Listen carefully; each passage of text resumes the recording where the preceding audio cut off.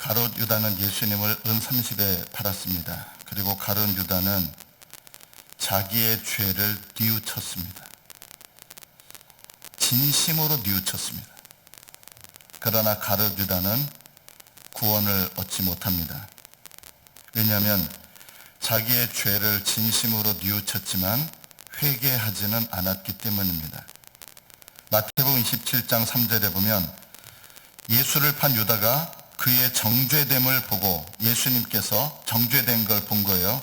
스스로 뉘우쳐 그 은 30을 대제사장들과 장로들에게 도로 갖다 주며 예수님 판 값을 도로 갖다 줬는데 안 받는 거예요. 그래서 그 돈을 밭에다가 던져버립니다. 돈 욕심 때문에 판 거는 아니었어요. 그러면서 내가 무죄한 피를 팔고 죄를 범하였도다.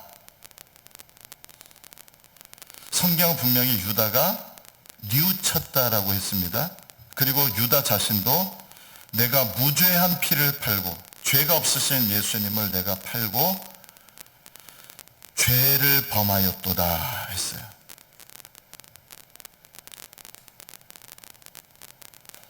그러나 가룟 유다는 천국에 들어가지 못했습니다. 가룟 유다는 뉘우쳤는데 이 뉘우친다는 말은 자기 잘못에 대해서 후회한다는 뜻입니다. 후회하는 것. 여러분 지나온 인생을 살펴보면서 후회가 되실 때가 많죠. 나이가 많아질수록 후회하는 것도 많아지는 것 같습니다. 제가 20살 때 후회한 것, 30살이 되니까 후회하는 것, 40살이 되니까 후회하는 것, 이제 60이 되니까 후회하는 게 더 많아져요. 너무 후회스러운 게 많아요. 그러나 후회는 회개가 아닙니다. 이런 후회는 뉘우치는 것은 지옥에 가 있는 사람들도 영원히 하는 일입니다. 지옥에 가 있는 사람들이 지금 영원히 뭘 할까요? 고통 중에 있지만 그들이 계속 영원히 하는 게 뭐냐? 영원히 후회합니다. 영원히 뉘우칩니다. 지옥에서요. 그렇다고 그들의 영원한 생의 방향이 바뀌는 것은 아닙니다. 그들은 지옥에서 영원히 뉘우치고 영원히 후회하지만 그들의 인생이 바뀌지는 않습니다. 왜 그럴까요? 지옥에 있는 사람들은 뉘우치고 후회하지만 회개할 수가 없기 때문입니다.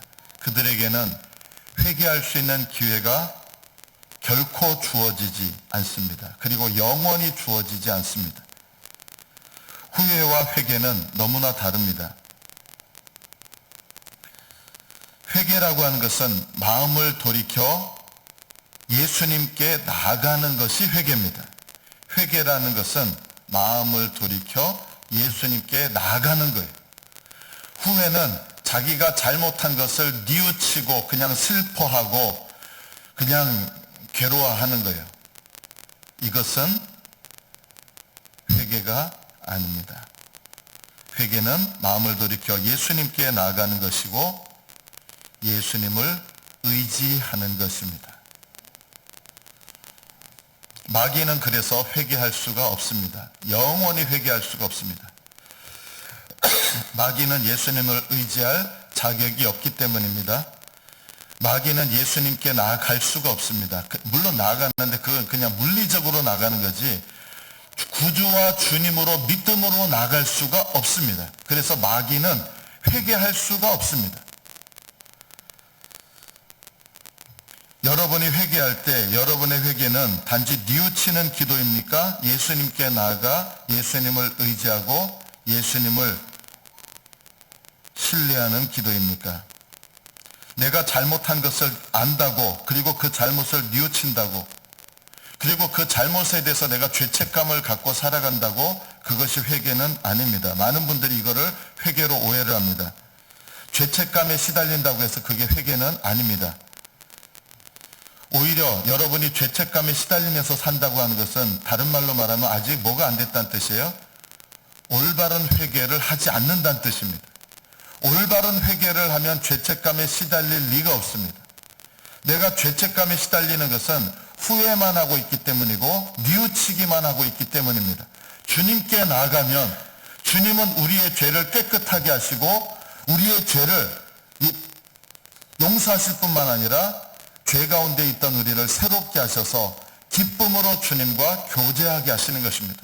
이것이 회개입니다. 죄책감과 회개는 사실은 방향이 전혀 다른 데 있다는 것을 아셔야 됩니다. 죄책감에 짓눌려 살지 마십시오. 그러나 뻔뻔하게 살아도 됩니까? 그것도 잘못이죠. 죄에 대해서 뻔뻔한 것은 전혀 죄에 대해서 깨닫지조차도 못하는 것이고 뉘우침조차도 없는 것입니다. 오히려 이 사람은 어떻게 될까요? 지옥에 가서 더 후회하게 되고 더 뉘우치게 됩니다. 뻔뻔해서도 안 됩니다. 제가 몇 주 전에 마음속으로 기도하는 것과 마음으로 기도하는 것은 전혀 다르다 그랬죠. 마음속으로 기도하는 것은 기도가 아닙니다. 성경은 마음으로 기도하라고 하는 거예요. 마음으로 기도하는 것은 소리를 반드시 내야 돼요. 마찬가지로 예수님을 마음속으로 믿는 것과 마음으로 믿는 것은 어떻게 보면 정반대의 이야기입니다. 예수님을 마음속으로 믿는 사람이 있고 마음으로 믿는 분이 있습니다. 예수님을 마음속으로 믿는 사람들은 예수님을 믿는 믿음을 밖으로 나타내지 않습니다. 입으로 고백하지 않습니다. 행위로 적용하지 않습니다. 그래서 마음속으로만 믿는 믿음은 참 믿음이 아닙니다. 마음으로 믿는 믿음은 나의 마음에 정직함을 담기 때문에 마음으로 믿는 믿음은 입술로 고백하게 돼 있습니다. 행위로 적용하게 돼 있습니다. 내 주변 사람들이 내가 예수님을 믿는 것을 알게 돼 있습니다. 마음으로 믿는다는 것은 예수님께 그 마음을 드린다는 말도 되는 것입니다. 저는 이런 얘기를 참 많이 듣습니다. 저도 아는데요. 잘 안 됩니다. 이건 아는 게 아닙니다. 그냥 머리로 아는 거죠. 마음으로 아는 사람은 하나님 뜻을 행하게 됩니다. 근데 아는데 왜 우리는 하나님 뜻을 행하지 못할까요? 마음으로 믿고 있지 않기 때문입니다. 그럼 마음으로 믿는 믿음은 어떤 믿음입니까? 마음으로 믿는 믿음의 특징은 첫째, 예수님을 따른다는 것입니다.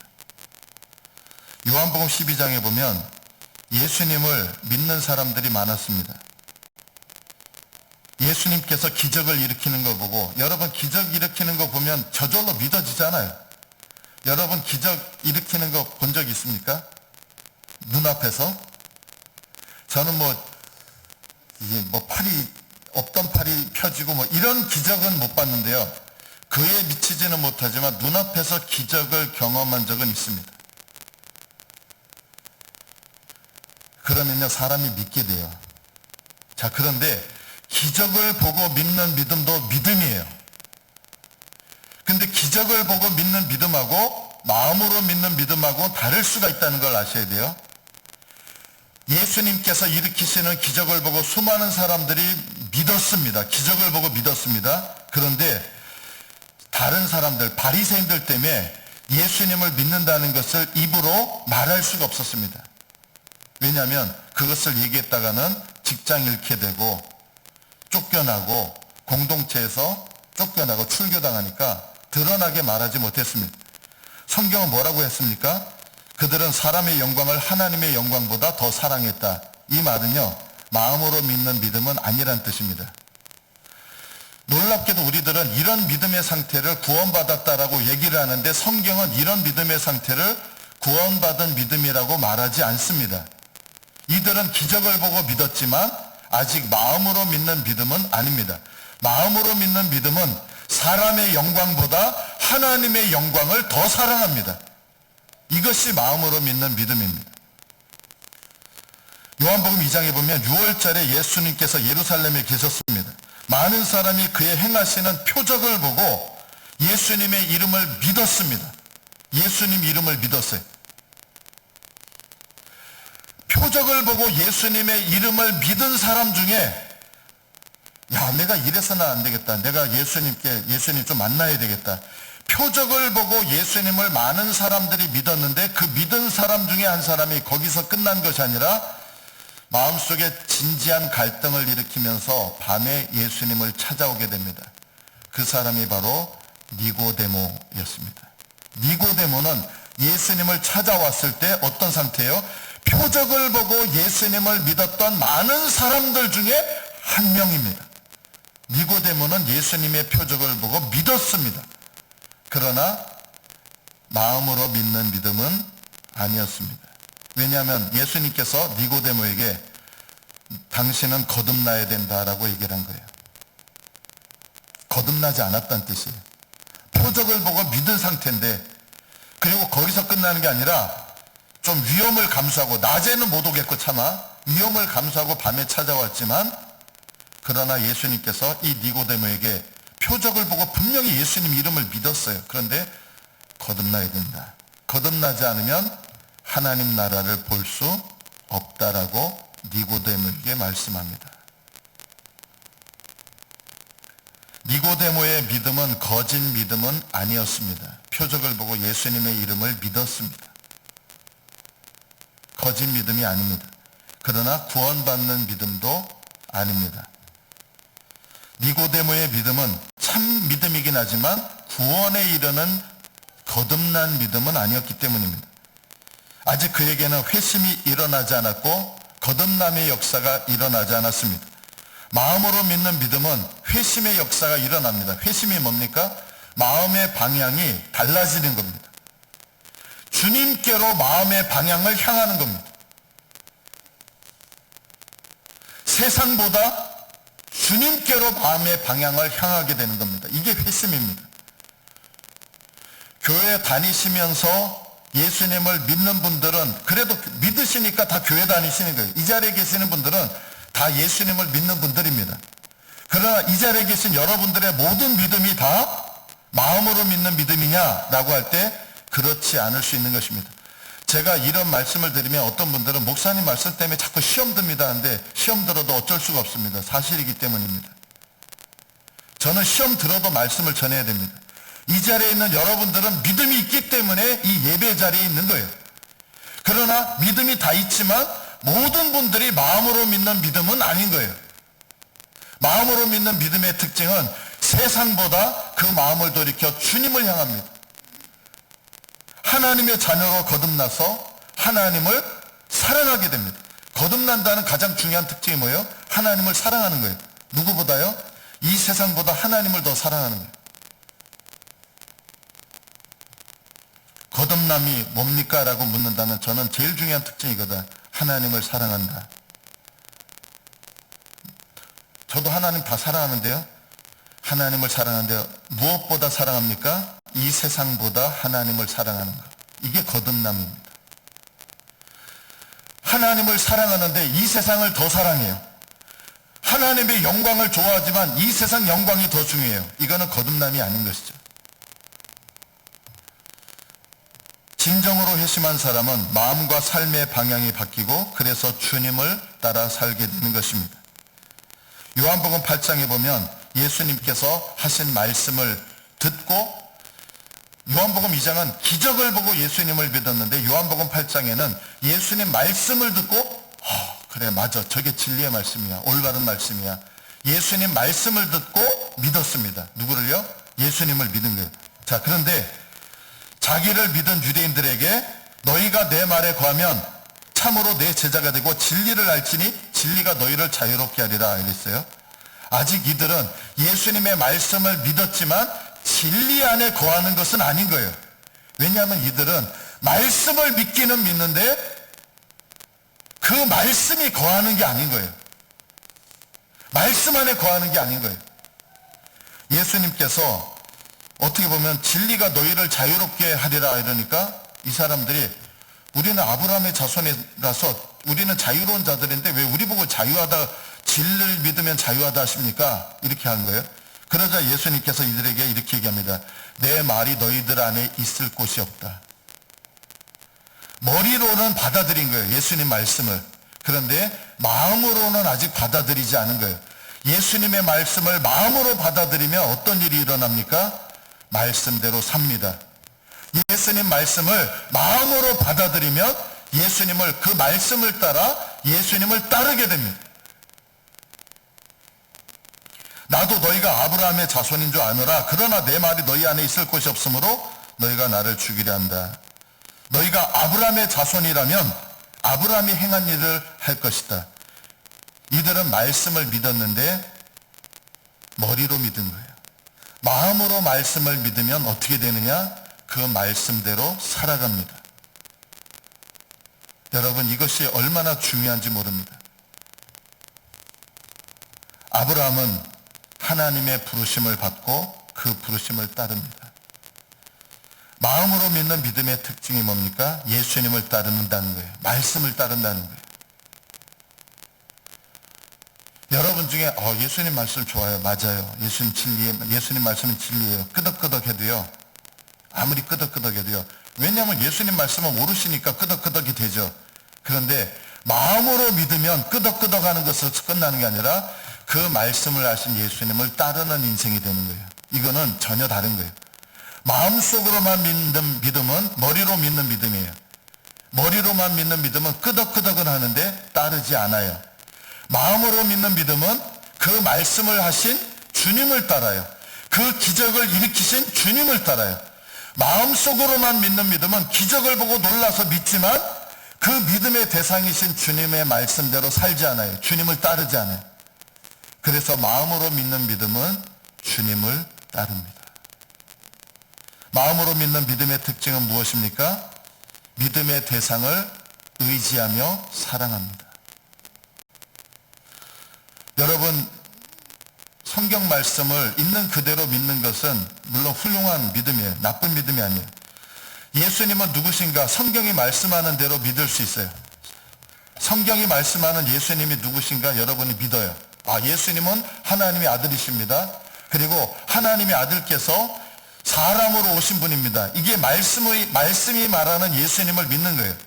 자, 그런데 이 믿음은 머리로 믿는 믿음이에요.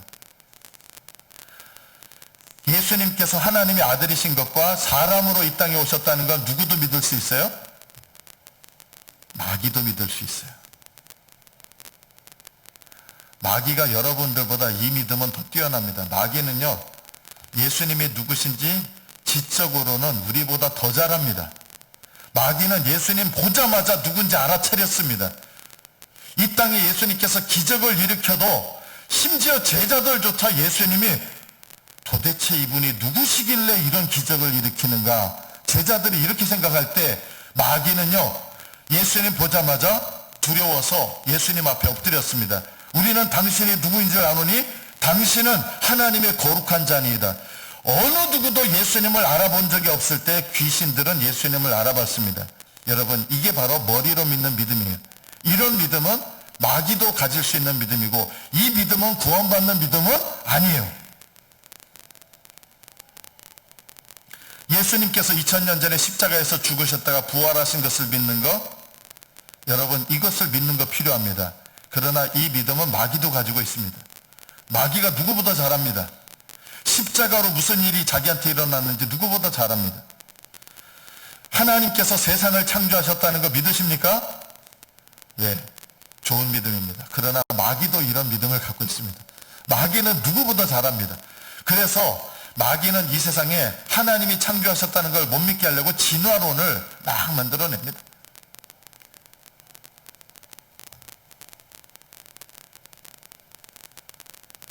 하나님께서 세상을 창조하셨다는 것을 요즘 학교에서 진화론을 가르치는 학교에서 계속 공부했잖아요. 이런 사고를 가진 사람들이 하나님께서 모든 것을 창조하셨다, 7일 만에 모든 걸 창조하셨다, 이것을 믿는 거 참 대단하죠. 그러나 하나님께서 7일 동안 세상 만물을 창조하셨다는 거 누구도 잘 알아요? 이거 마귀가 누구보다 잘 알아요. 마귀는 사실은 진화론 안 믿습니다. 아십니까? 마귀는 진화론 안 믿어요. 자기가 만들어내지만. 마귀는 뭘 믿어요? 창조론 믿어요. 여러분, 창조론을 믿는다고 구원받는 게 아닌 거예요. 왜냐하면 이런 믿음은 마귀도 가지기 때문에. 하나님께서 사람을 창조하셨다. 아담과 하와를 창조하셨다. 여러분 중에는 긴가 민가 하는 분이 있을지 모르겠어요. 그러나 하나님께서 아담과 하와를 창조하셨다. 누가 제일 잘 알아요? 마귀가 제일 잘 알아요. 왜냐하면 내가 옛날에 아담을 꼬셨고 하와 꼬셨는데 내가 잘 아는데, 야, 아담과 하와는 신화야 이러면서 속이지만 아담과 하와를 하나님이 창조하셨다는 거 누가 잘 알아요? 마귀는 100% 믿어요. 그러나 그것을 믿는다고 구원받는 거 아닙니다. 성경이 말씀하는 역사적 사실, 예전에 여리고성 얘기는 이거는 실제하는 얘기가 아니라 지어낸 옛날 얘기뿐이다. 19세기 말에 들어가가지고 비로소 여리고성 유적이 발견되면서 성경에 나와 있는 사실이 실제 역사적 사실이다. 이게 밝혀졌습니다. 그러나 마귀는 옛날부터 잘 알아요. 여리고성이 여호수아 때 무너졌던 거 알아요. 누구보다 잘 알아요. 이런 역사적, 성경이 역사적 사실을 있는 그대로 믿는다고 해서 구원받는 믿음도 아닙니다. 예수님께서 처녀의 몸에서 태어났다는 거, 마귀가 야 그거 거짓말이야 거짓말이야 이렇게 사람들한테 계속 주입시키는데 정작 마귀는 믿어요 안 믿어요? 믿어요. 누구보다 잘 알아요. 처녀의 몸에서 태어났다는 거. 예수님께서 부활 승천하셔서 하나님 보좌 우편에 앉았다는 거 마귀가 누구보다 잘 알아요. 그러나 이런 것을 믿는다고 해서 이것이 구원받는 믿음은 아닙니다. 왜냐하면 이런 믿음은 마귀가 여러분들보다 더 확실하게 알고 있기 때문입니다. 마귀도 진화론 안 믿어요. 자기가 만들어냈지만. 마귀도 창조론 믿어요. 그러나 이런 것을 믿는 것이 구원 얻는 믿음은 아닙니다. 야고보서 2장 19절에 보면 네가 하나님은 한 분이신 줄을 믿느냐? 잘하는도다. 귀신들도 믿고 떠느니라. 귀신들도요, 하나님을 무서워해요. 예수님 무서워해요. 여러분, 귀신들은 예수님께 순종합니까? 안 합니까? 순종해요. 귀신들도요. 야고보서 마가복음 9장 25절에 보면 무리가 달려와 모이는 걸 보시고 예수님께서 더러운 귀신을 꾸짖어 말씀하십니다. 못 듣는 귀신아, 내가 네게 명하노니 그 아이에게서 나오라. 어떻게 했어요? 귀머거리 되게 만드는 귀신이 그 아이한테서 나오게 됩니다. 나오라 하니까 나온 거예요. 누가복음 4장 35절에 보면 예수께서 꾸짖어 이르시되 잠잠하고 그 사람에게서 나오라 하시니 귀신이 그 사람을 무리 중에 넘어뜨리고 나오되. 나오라 하니까 나와요 안 나와요? 나와요. 마귀도 순종해요. 근데 어떻게 순종해요? 무서워서 순종하는 거예요. 마음으로 믿는 믿음은요, 무서워서 순종하는 게 아니라 어떻게 순종해요? 사랑하기 때문에 순종하는 거예요. 여러분, 마귀도 주님 명령하시면 따라야 돼요. 떠나라 하니까 군대 귀신 들렸던 귀신들이 2,000인 이상이 떠나죠. 군대 귀신은 한 6,000이거든요. 그래서 돼지한테 들어가서 2,000마리의 돼지떼가 죽습니다. 예수님이 명령하시면 마귀 들어야 돼요. 어떤 면에서 보면 순종해요. 근데 억지로 순종하고 마지못해 순종하고 하기 싫은 순종을 억지로 할 수밖에 없어요. 주님이 명령하시면. 그러나 마음으로 믿는 믿음은 주님을 사랑하기 때문에 순종하는 거예요.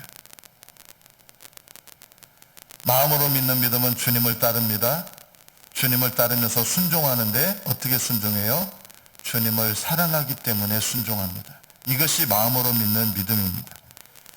그래서 내 믿음이 정말 마음으로 믿는 믿음인지 돌아보는 가장 중요한 것 중에 하나가 뭡니까? 거듭나게 되면, 마음으로 믿게 되면 누구를 사랑해요? 내가 믿는 예수님을 사랑해요. 마귀는 예수님 사랑해요? 사랑할 수 없어요. 무서워하죠. 부담스럽죠. 마귀는 예수님을 사랑할 수 없어요. 거듭나면 내 마음이 어떻게 바뀌어요? 예수님을 사랑해요. 저는 예수님 믿기 전에는 누굴 사랑했는지 아십니까? 부처님을 사랑했습니다. 저는 부처님을 사랑했습니다. 저희 돌아가신 어머니도 부처님을 사랑했습니다. 일주일에 3번씩 법당에 가서 2시간씩 기도했습니다. 일주일에 3번 법당 가서. 저희 어머니는 신실한 불교 신자였어요. 예수님을 믿었으면 마음으로 예수님을 믿었을 뿐인데 제가 예수님 믿기 전에 어렸을 때 돌아가셨어요. 너무 안타까워요. 마음으로 믿는 변화가 일어나면 내가 믿는 믿음의 대상을 사랑하게 돼요. 가룟 유다는 예수님을 사랑한 적이 없습니다. 마귀도 예수님을 사랑한 적이 없습니다. 지옥에 가 있는 사람들 중에 예수님을 진심으로 사랑한 사람은 단 한 명도 없습니다. 사랑하는 척 했는데 사랑하는 것이 아니었습니다. 사랑하는 줄 알았는데 예수님보다 다른 걸 더 사랑했던 거예요. 지옥에 가 있는 사람 중에 한때 예수님을 믿었으나 지옥에 간 사람들은 많이 있습니다. 저희 형님들 보면 안타까운 게 있어요. 제가 계속 기도해야 될 제목이에요. 저희 작은 형님은 교회 회계집사입니다. 회계집사였습니다. 지금 상태에서 죽으면 천국 못 갑니다.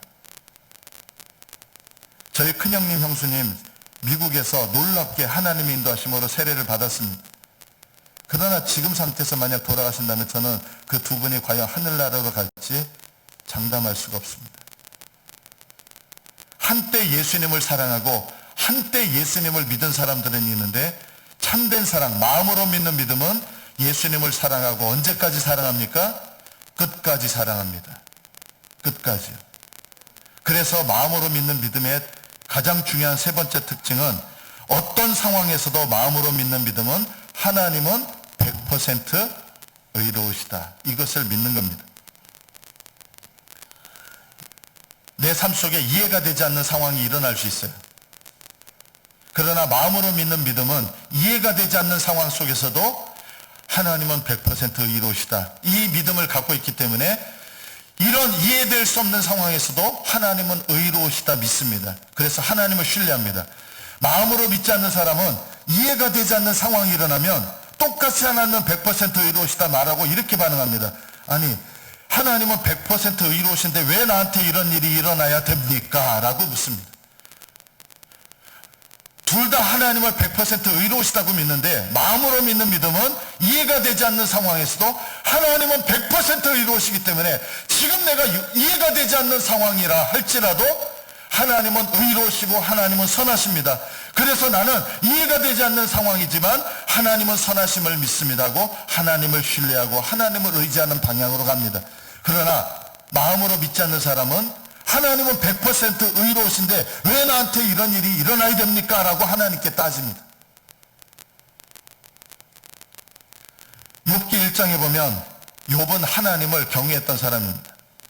누구보다 경외했던 사람입니다. 하나님께서 이 지면에 욥과 같이 나를 경외하는 자가 없다라고 얘기한 사람입니다. 훌륭한 믿음이에요. 이 욥에게 하나님께서 어떤 일을 허락하셨습니까?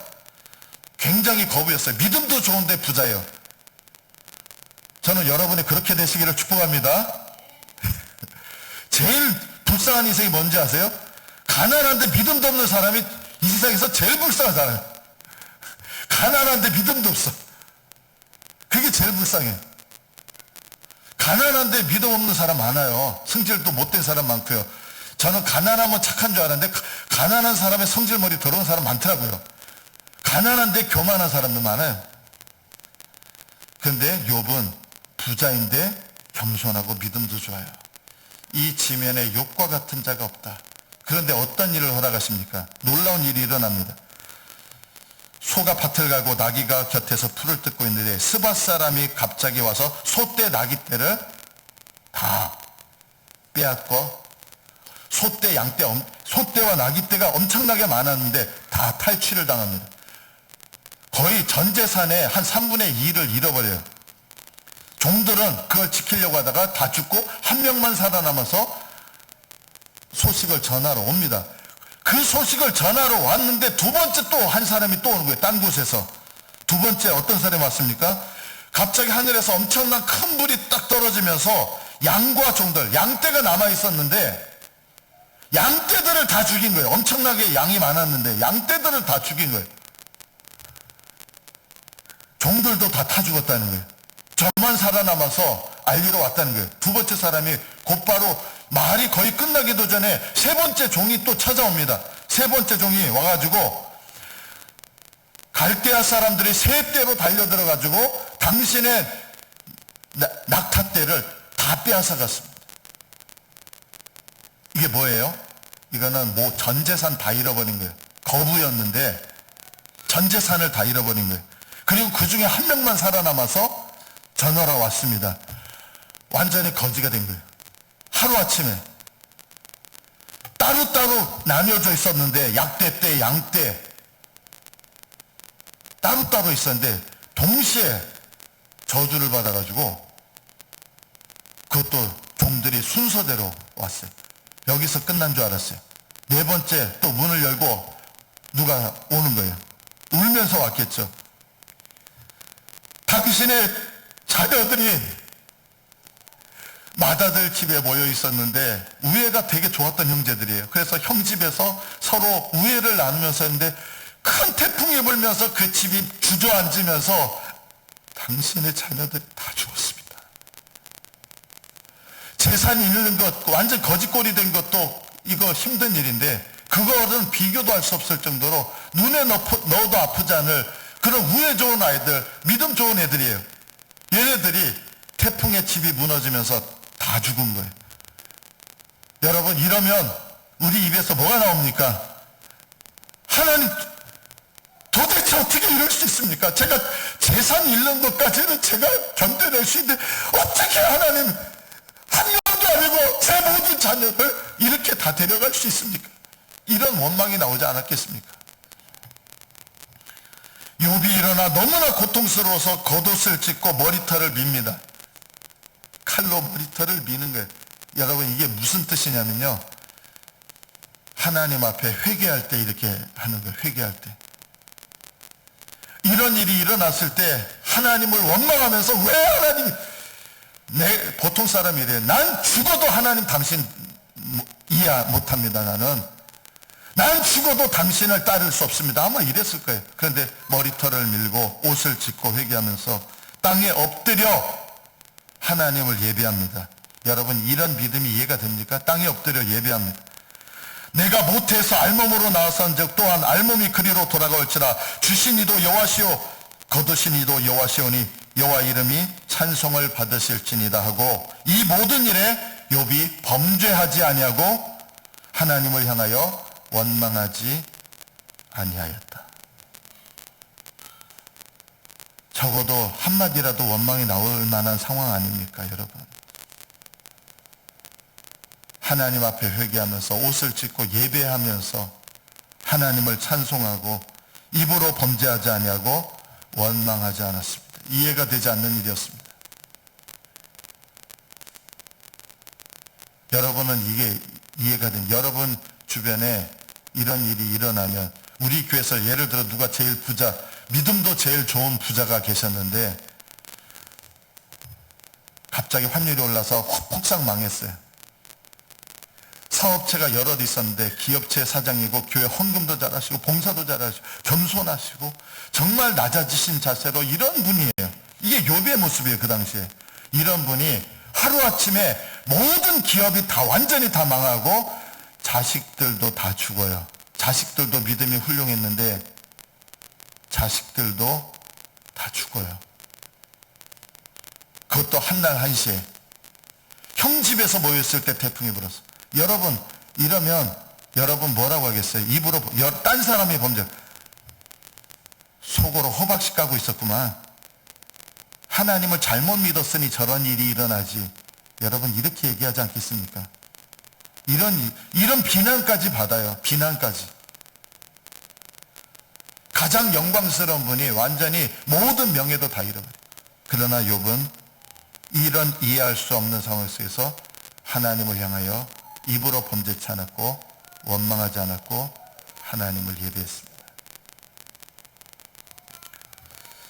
찬송가 413장에 보면 그 왼쪽에 작사자 이름이 나옵니다. 스페포드라고 하는 작사자가 나오고 오른쪽에 보면 보통 여러분 찬송가 413장 오른쪽에 보면 빌르드 아브르, 제가 프랑스어를 안 했기 때문에 발음이 정확하지는 않을 수 있습니다. 빌르드 아브르라고 하는 이 단어가 이렇게 있습니다. 그 413장의 내용입니다. 이 413장을 쓴 호레이쇼 스패포드라고 하는 분은 1828년도에 태어나서 1888년도에 돌아가십니다. 61세, 우리나라 나이로 61세 사망하십니다. 제 나이 때인 거예요. 이 호레이쇼 스패포드가 제 나이 때 돌아가신 거예요. 시카고의 유명한 변호사였습니다. 변호사인데 또 의과대학의 법리학 교수로 함께 재직을 했습니다. 돈 많이 벌었겠죠? 실제로 돈을 많이 벌었습니다. 그래서 대저택을 꾸미고, 이분이 대저택만 꾸민 게 아니라 교회에 대해서도 열심히 섬겼던 분입니다. 자기만 잘 먹고 잘 사는 분이 아니라 이분이 교회에서 어떤 분이었냐? 교회 장로입니다. 요즘 말로 말하면 세상적으로도 잘 나가고 믿음도 좋은 분이세요. 교회를 열심히 겸손하게 잘 섬기는 분이었어요. 이분이 섬긴 교회가 어디냐? D.L. 무디, 여러분 유명한 부흥사로 잘 아는 D.L. 무디, 이 교회의 장로였습니다. 은혜를 많이 받아서 자기 재산도 하나님께 헌신하면서 교회도 물질로 섬기고 자기 집도 대저택을 만들고, 이렇게 정말 복받은 사람이에요. 아들이 하나가 있고 딸이 넷입니다. 1871년 43살 때 4살 난 아들이 선옥열로 열병을 앓다가 목숨을 잃게 됩니다. 얼마나 마음이 찢어질 듯 아팠겠습니까? 그로부터 몇 달 뒤에 시카고 대화재가 일어나서 D.L. 무디가 담임하고 있는 교회도 불타고, 이게 목조 건물이 많이 있었기 때문에 이 불이 옮겨 붙으면서 이분이 살던 대저택도 완전히 불에 타 버립니다. 자, 이러면 아들도 죽은 지 얼마 안 된 거예요. 자기 집도 완전히 불타버렸어요. 하나님을 원망할 만하잖아요.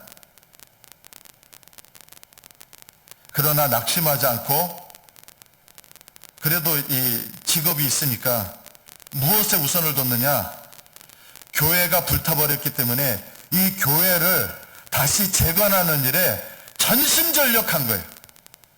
자기 집보다도 하나님의 집인 이 교회를, 내가 장로이기 때문에 이 교회를 다시 건축하느라고 불철주야 일하면서 이제 몸도 쇠약해지고, 아내도 또 믿음이 뜨거운 분이에요. 아내도 이 교회를 함께 세우는 일에 열심을 냈습니다. 그러니까 이제 아내가 몸에 병이 나버린 거예요. 그래서 이거는 좀 요양을 해야 되겠다 해서 당신 좀 쉬어야 되겠어 하고 프랑스에 가서 좀 몸을 회복하라고, 그래서 딸들하고 같이, 딸 넷이 있잖아요. 딸들하고 같이 아내와 함께 프랑스 가서 좀 쉬어라. 같이 가려고 그랬는데 자기가 아직 해야 될 일들이 서류상으로 맞춰지질 않아서 먼저 배를 타고 보내게 됩니다. 그런데 이 딸과 아내가 탄 배가 스코틀랜드 배와 부딪히면서 이 엄마가 침몰하는 배에서 딸들을 붙잡고 하나님께 기도하기 시작합니다. 그러나 결과적으로 어떻게 되느냐? 1793년 11월 20일 새벽 2시 배가 침몰하게 되고 226명이, 약 300명 좀 넘는 사람, 313명이 탔는데 220명이 목숨을 잃는데, 스패포드의 아내는 구사일생으로 정신을 잃었다가 살아나고 내 딸은 다 죽습니다. 전보가 왔는데 이 소식을 미국에 있는 스패포드가 전보를 받게 됩니다. 너무나 고통스러운 마음으로 배를 타고, 아내도 몸과 마음이 만신창이가 된 거죠. 아내가 있는 프랑스로 가는데 그 배 선장이 가는 중에 어느 해역을, 바다를 가리키면서 여기가 바로 당신의 딸들이 죽은 곳입니다, 이렇게 말하는 거예요. 그 순간 마음이 막 찢어지면서 하나님께 이렇게 부르짖기 시작합니다. 하나님, 왜 제게 이런 고통을 주십니까? 하나님, 왜 제게 이런 고통을 주십니까? 하나님을 위해서 이만큼도 원망하는 마음을 품고 살아본 적이 없었는데 너무나 고통스러운 거예요. 그 차디찬 바닷속에서 딸들이 숨을 거둔 그 바닷속에서 울면서 밤새워서 기도를 하기 시작합니다. 하나님, 내가 이해가 됩니다. 왜 이런 것 도와주십니까? 밤새 기도하는 가운데서 성령님께서 이 마음에 임하면서 그렇게 고통으로 울부짖고 몸부림쳤었는데 말로 형용할 수 없는 하나님께서 주시는 평안함이 그 마음에 솟구쳐 올라오게 됩니다. 그리고 그 평안 속에서 바다를 바라보는데 파도가 막 오는 거예요. 배를 넘어뜨렸듯이 파도가 오는데 그 파도를 바라보면서 마음이 깨달아지면서 이분이 이제 시를 쓰게 됩니다. 글을 씁니다. 내 평생에 가는 길 순탄하여 늘 잔잔한 강 같든지 큰 풍파로 무섭고 어렵든지 나의 영혼은 늘 편하다. 그리고 그 파도 속에서 자기의 믿음과 신앙을 넘어뜨리려고 하는 악한 영들의 그 영의 권세들이 느껴지면서 계속해서 시를 씁니다. 저 마귀는 우리를 삼키려고 입 벌리고 달려와도 주 예수는 우리의 대장대사 끝내 싸워서 이기리라. 이 담대한 믿음과 마음을 표현하고 있을 때 하나님께서 무엇을 동시에 깨닫게 했냐면 하나님 앞에 내가 불평할 것 없고 원망할 것이 없는 죄인이라는 것이 동시에 철저하게 느껴지기 시작합니다. 그래서 이렇게 3절을 짓습니다. 내 지은 죄 주홍빛 같더라도 주 예수께 다 아뢰면 그 십자가 피로서 다 씻으사 흰 눈보다 더 정하리라. 그리고 날이 밝았습니다. 하늘을 쳐다보는데 내 딸이 하늘에 다 가 있고 자기를 부르는 것이 영적으로 느껴집니다. 그러면서 하나님께서 내게 나는 불행한 일이 일어났다고 생각하는데 하나님께서 이 사랑하는 딸들의 영혼을 하늘로 데려가셨구나. 이게 믿어지면서 주님의 재림을 사모하는 마음을 갖게 되면서 4절을 쓰게 됩니다. 저 공중에 구름이 일어나며 큰 나팔이 울릴 때 주 오셔서 세상을 심판해도 나의 영혼은 겁 없으리라. 내 영혼 평안해. 내 영혼 평안하다. 내 영혼 평안하다. 스페포드는 이후에 아내를 만나서 아내와 함께 어디로 갔냐면 이스라엘로 옮겨갑니다. 그리고 15년 동안 숨을 거두는 그날까지 무엇을 했느냐? 자기 자식들을 잃었잖아요. 일생 동안 불우한 이웃들과 가난한 고아들을 위하여 그의 남은 인생을 헌신하게 됩니다. 그리고 가난한 자들과 고아들을 위해서 살다가 61세를 일기로 인생을 마치게 됩니다. 마음으로 믿는 믿음은 하나님께서 내게 이해가 가지 않는 일들을 허락하신다 해도 하나님은 100% 오르시고 나는 100% 죄인에게 이해가 되지 않는 일들 속에서도 하나님을 신뢰합니다. 아브라함은 이삭을 번제로 드릴 때 불평하면서 억지로 순종하지 않았습니다. 이해가지 않는 하나님의 명령이었지만 너무나 가슴이 찢어지는 순종이었지만 그러나 억지로 순종한 것이 아니라 기꺼이 순종했습니다.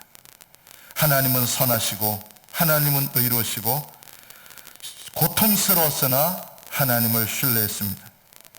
하나님께서 우리의 삶 속에서 일으키시는 이 일들 속에서 도대체 왜 이런 일을 허락하시는지 이해가 가지 않을 때가 있을 것입니다.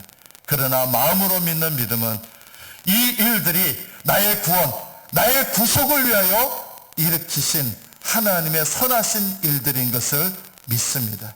그래서 이해가 되지 않는 일들 속에서도 100% 오르시고 100% 선하신 하나님을 신뢰하고 의지하는 것입니다. 이것이 마음으로 믿는 믿음의 특징입니다. 마음으로 믿는 믿음은 내 모든 삶 속에서 하나님은 100% 의로우시다. 하나님은 100% 선하시다. 나는 100% 죄인이요. 이 죄인을 구원하시기 위해서 하나님께서 나에게 이 모든 일들을 허락하셨다. 마음으로 믿는 믿음은 이해가 되지 않는 일들 속에서도 하나님을 따르고 하나님을 사랑하고 기꺼이 하나님께 영광을 돌리는 것입니다. 이것이 마음으로 믿는 믿음이요 주님께 속해 있는 믿음입니다. 여러분의 믿음이 이 마음으로 믿는 믿음으로 주님을 따르시고 주님을 영화롭게 하시는 복된 믿음 되시기를 축복합니다. 기도하겠습니다. 하나님,